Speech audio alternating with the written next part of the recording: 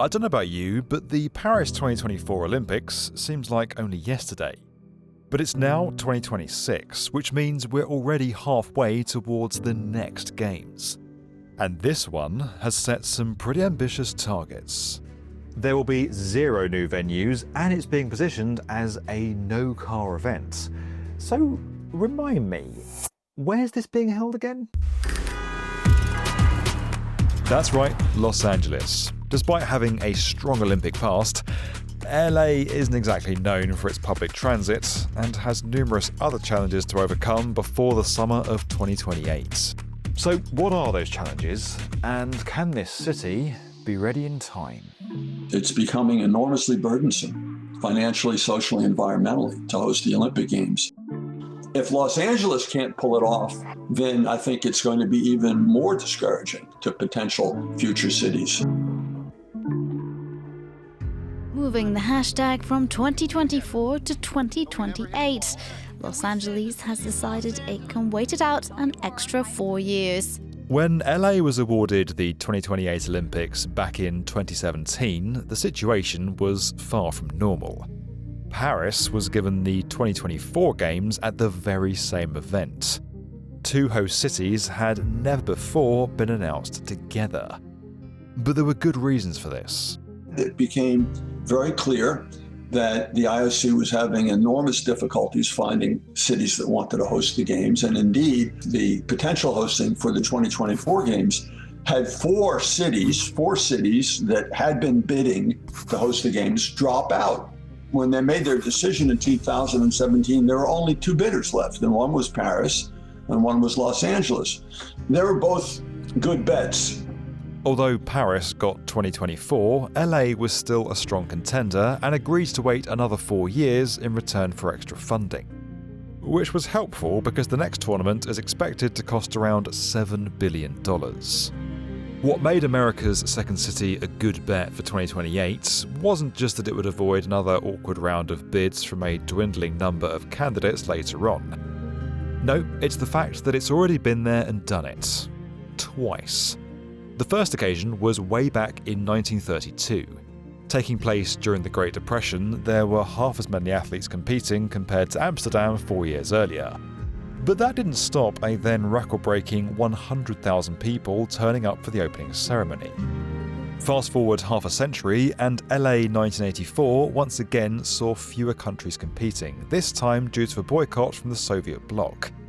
And yet, you had Carl Lewis winning 4 gold medals, Michael Jordan top scoring in the basketball, and incredibly, the Games finished with an actual profit of over $250 million. 2028 will see Los Angeles become the first city to hold the Olympics 3 times, and it'll continue a trend set by the 2 previous hosts. Both Paris and Tokyo focused on reusing venues rather than building lots of new ones. Not only did that reduce cost, it also avoided them spending huge amounts of money on giant arenas that could go on to become white elephants like we've seen in the past. Paris set the bar with 95% of its stadiums already existing, but LA plans to raise it even further, going ahead without any new construction whatsoever. And you can kind of understand why. Most of its stadiums are in very good shape and hardly need anything doing to them, or have been recently constructed anyway. Take the brand new Intuit Dome, now home to the Clippers of the NBA. No prizes for guessing, that's where you're going to find the basketball.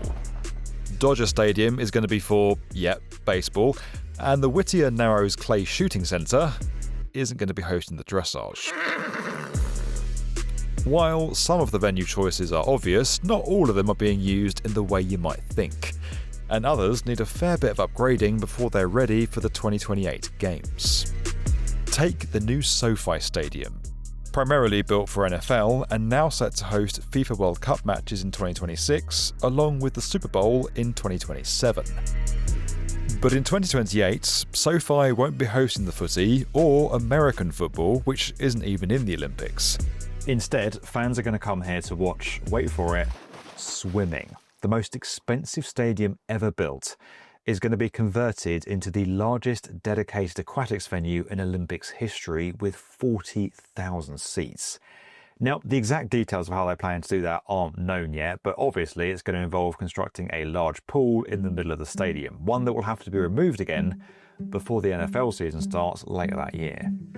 It'll be a massive undertaking, but Paris proved this sort of thing can be done. This temporary pool, built for the 2024 games, was constructed in just over a month.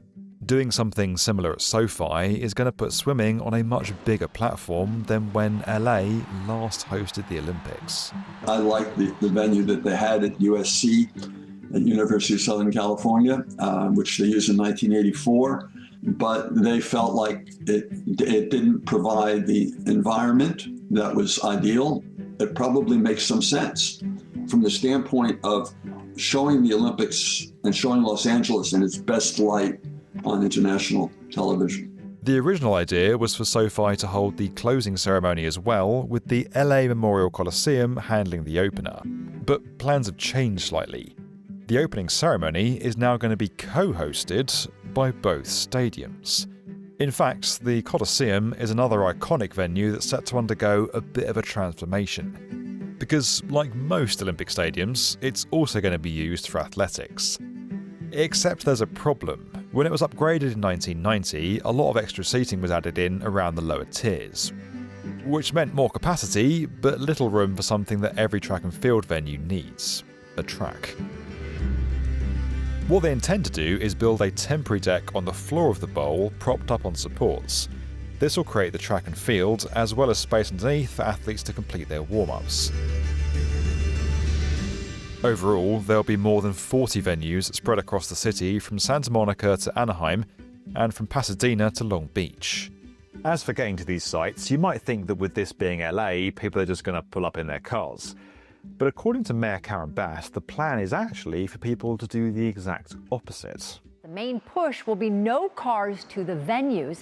Bass says the Olympics are a chance to make transformative change for the future. Okay, but because many people still consider LA to be a very car-centric city, that idea sounds kind of crazy. Or maybe not, because since the last time LA hosted the Olympics, the city's introduced a completely new way of getting around: the metro system.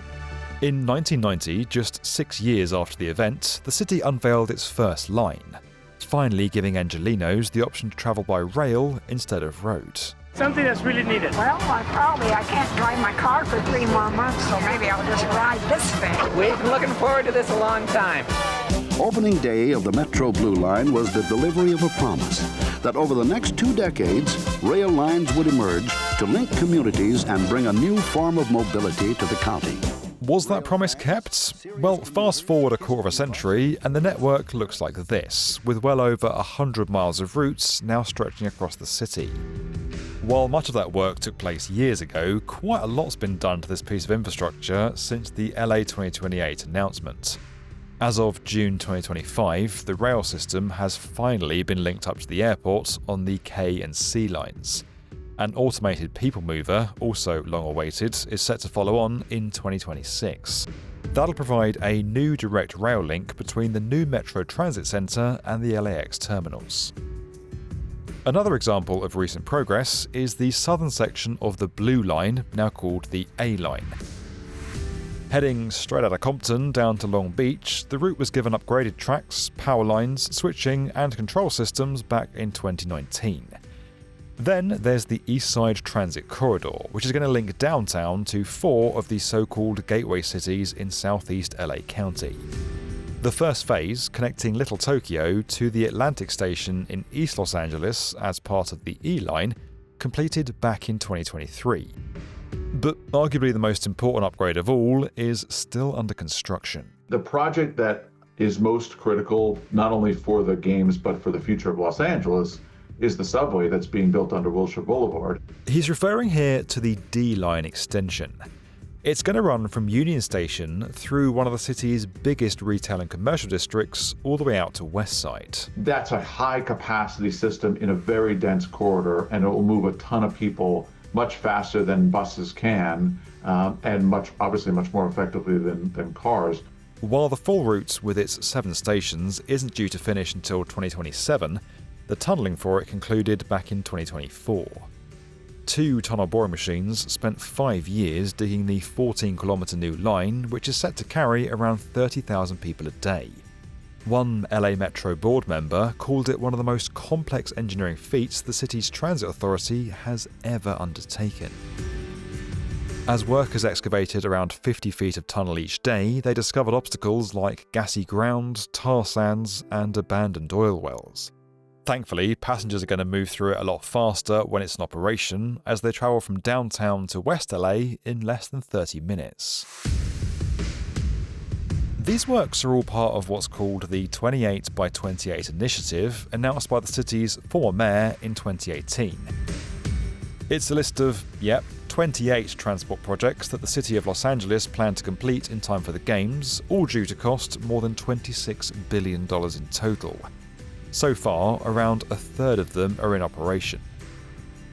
Now, getting people to travel by rail isn't the only objective. A no-car strategy doesn't mean no roads at all. That would be impossible in a place like LA. Those who still insist on driving are going to have to park away from the venues or travel by Uber, bike or scooter via one of the planned mobility hubs.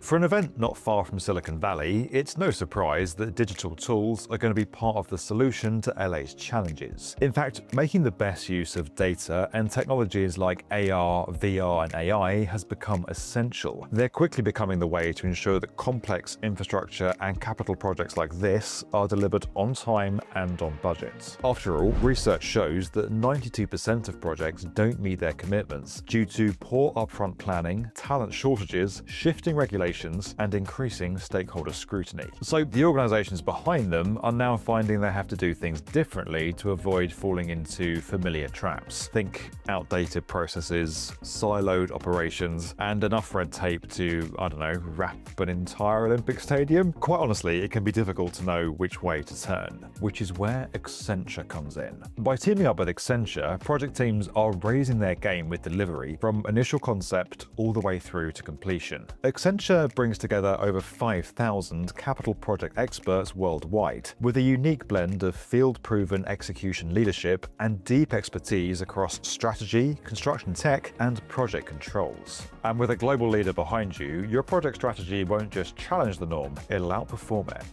To see how Accenture can help you overcome your toughest project challenges, from delivery performance to developing talent and scaling AI, visit accenture.com/ICP or click the link in the description. Now, let's get back to Los Angeles and see how the city has already been trying out some new tech ideas. The games are not the ideal place to test new technologies, but now is a good time to test new technologies for the games. And so we should be doing that. We have time to test some ideas that could be very useful. Now, for example, I am a big believer in on-demand transit. I helped set up the Metro Micro system here in Los Angeles, which is a microtransit provider. I think microtransit has a role to play, at least in first-class mile services, if not more, for the Olympic Games, and we've already been testing that service. But the main alternative to private vehicles will be energy-efficient buses that officials hope to have running in time for the Games. They plan to order more than 2,000 of them and to bring in dedicated freeway lanes so they're not held up in traffic. The bus is great. It's just great. Everything works great and it's cool, it's wonderful, no traffic, it's just wonderful. This would be a bit of a throwback to 1984 when buses were essential for transporting people and preventing gridlock. And yet, there's no guarantee at the moment that these buses are actually going to arrive because they're subject to federal funding, which has become a difficult issue. LA transit officials have requested more than $3 billion from the Trump administration. That money would also be used to pay for other transport projects, like a new system of fast lanes on the freeways to get athletes and event workers around the city quicker. But while Congress did approve a large chunk of funding in early 2026, it falls quite a way short of the target figure, which raises questions about when or if the rest of the money's going to come in, especially when the US president's relationship with the mayor of LA and the governor of California has been a little bit frosty at times.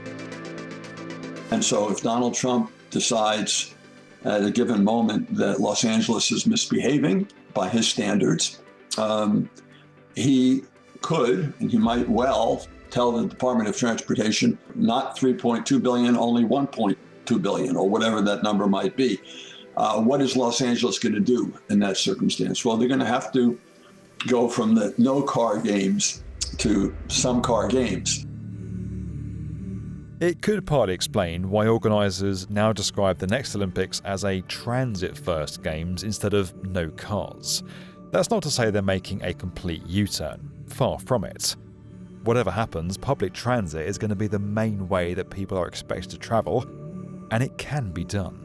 If you do the right kind of communication and discussion and planning, and you put those alternatives out there, I think it is very plausible. Just to give a quick example, I mean, I did some work recently for the Hollywood Bowl, which is a very famous and pretty auto-centric venue here in Los Angeles. We've got over 50% of people now going to the Hollywood Bowl by bus.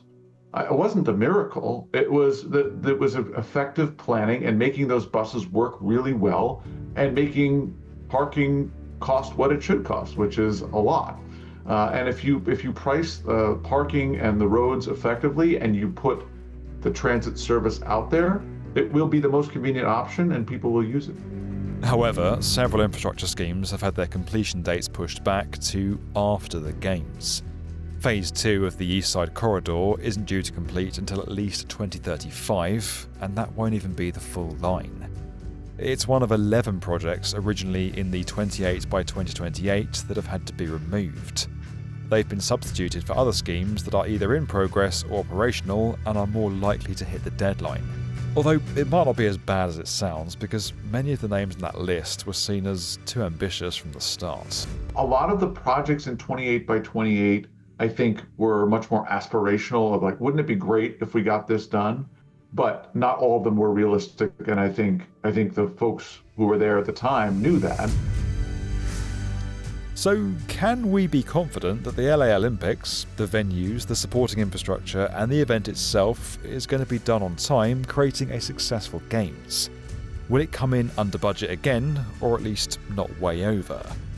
Andrew thinks the signs look promising, despite the political awkwardness due to its ticket sales program, TV contracts and sponsorships. But it still won't be easy. I'm hopeful that they'll be able to come in on balance.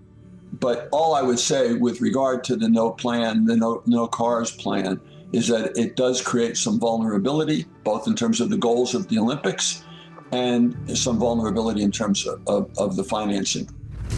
Despite this, there's still time for LA to finish those last few projects that are essential and overcome any other hurdles it finds in its way.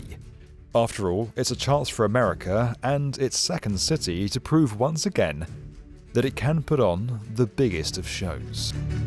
I would love for the rest of the world to see how fantastic Los Angeles is. You know, people like to make fun of Los Angeles for being a place that is car dependent and often vapid. And I think that those things have a grain of truth to them, but there's so much more to it that I'd love for the world to see, and this is our opportunity to show that. This video was sponsored by Accenture. You can learn more about Accenture at the link below. Don't forget that when you guys take the time to go and check out our video sponsors, it massively helps the channel. And as always guys, if you enjoyed this video and you want to get more from the definitive video channel for construction, make sure you're subscribed to the B1M.